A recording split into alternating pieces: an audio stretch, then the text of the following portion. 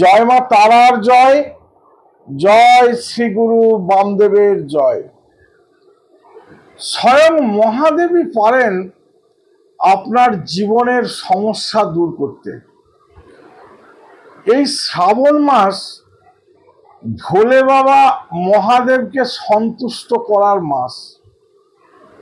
মহাদেবের মাথায় জল ঢেলে সোমবার করে উপোস থেকে সেবা খেটে অনেকভাবেই বাবাকে সন্তুষ্ট করার চেষ্টা আমরা করে থাকি। আমি একটা প্রক্রিয়াকরণ দিচ্ছি, পুরো শ্রাবণ মাস প্রতিদিন স্নান সেরে শুদ্ধ বস্ত্রে এই প্রক্রিয়াকরণটি করবেন।